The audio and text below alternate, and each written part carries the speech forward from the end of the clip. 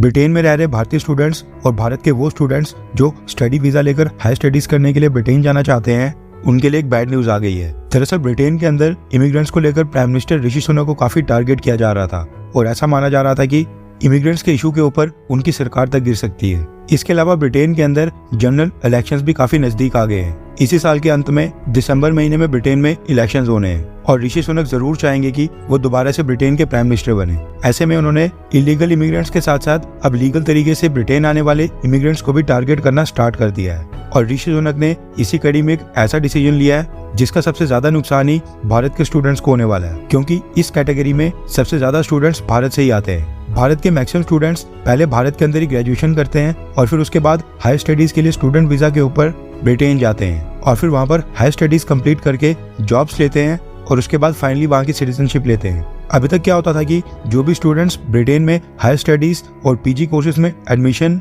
या एनरोल करते थे, वो अपने साथ साथ डिपेंडेंट वीजा के ऊपर अपने फैमिली मेंबर्स को भी ले सकते थे, वाइफ, 18 साल की उम्र से कम के बच्चे, इवन पेरेंट्स को भी।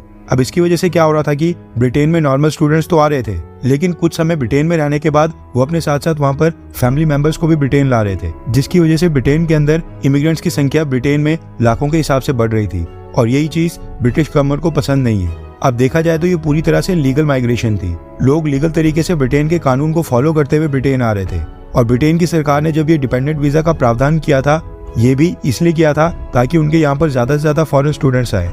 ब्रिटेन की इकोनॉमी में कई बिलियन डॉलर्स की इन्वेस्टमेंट आए ट्यूशन फीस के रूप में। लेकिन अब क्योंकि ब्रिटेन में पॉलिटिकल नैरेटिव बिल्कुल बदल गया है और माइग्रेशन के ऊपर वहाँ पर काफी ज्यादा पॉलिटिक्स यानी कि राजनीति हो रही है, ऐसे में ऋषि सुनक ने डिपेंडेंट वीजा के ऊपर एंट्री पूरी तरह से रोक दी है।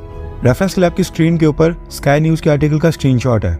रिपोर्ट के मुताबिक 1 जनवरी के बाद जो भी स्टूडेंट्स ब्रिटेन में पोस्ट ग्रेजुएट कोर्सेज करने आ रहे हैं, वो अब डिपेंडेंट वीजा के ऊपर अपनी फैमिली मेंबर्स को ब्रिटेन नहीं ला सकते हैं, ना ही वाइफ, ना बच्चे, ना ही पेरेंट्स या फिर और कोई फैमिली मेंबर। इसके लिए British prime minister Rishi Sunak ने वहां पर कानूनी फेरबदलाव भी कर लिए हैं और अब ये फैसला 2 दिन पहले 1 जनवरी 2024 के बाद पूरी तरह से लागू हो गया है। अब इसमें 2 कैटेगरी के स्टूडेंट्स को पीछे छोड़ दिया है। ऐसे स्टूडेंट्स जो ब्रिटेन की गवर्नमेंट द्वारा फंडेड स्कॉलरशिप के ऊपर ब्रिटेन आ रहे हैं, या फिर वो स्टूडेंट्स जो रिसर्च वर्क के लिए ब्रिटेन आ रहे हैं, वो अपने फैमिली मेंबर्स को ब्रिटेन ला सकते हैं। अब ऑब्वियस सी बात है कि इन दोनों कैटेगरी में गिने चुने स्टूडेंट्स ही होते हैं। डिपेंडेंट वीजा की संख्या ब्रिटेन के अंदर हर साल बढ़ते जा रही थी। पिछले साल ब्रिटेन के अंदर ब्रिटेन की सरकार ने 1,50,000 से ज्यादा डिपेंडेंट वीजा इशू किए थे, जबकि अगर इस आंकड़े को 7-8 साल पहले देखें, मात्र 15 से 16,000 डिपेंडेंट वीजा इशू किए गए थे। अब ये नंबर हर साल काफी तेजी से बढ़ते जा रहा था। ऐसे में ऋषि सुनक ने फैसला करते हुए अब डिपेंडेंट वीजा के ऊपर पूरी तरह से एंट्री रोक दी है। अब इससे भारत के स्टूडेंट्स को सबसे ज्यादा नुकसान होगा और ये भारत के लिए बैड न्यूज इसलिए है क्योंकि ब्रिटेन में सबसे ज्यादा स्टूडेंट वीजा और सबसे ज्यादा डिपेंडेंट वीजा भारतीय लोगों को ही इशू किया जाता था। ऐसे में माना जा रहा है कि ऋषि सुनक के इस मूव से अब भारतीय लोगों को सबसे ज्यादा नुकसान होगा। वैसे क्या आपके आसपास या फिर आपका कोई फैमिली मेंबर है जो स्टूडेंट वीजा के ऊपर विदेश गया हो? हाँ, तो फिर कौन से देश में गया है? नीचे कमेंट करके जरूर बताएं।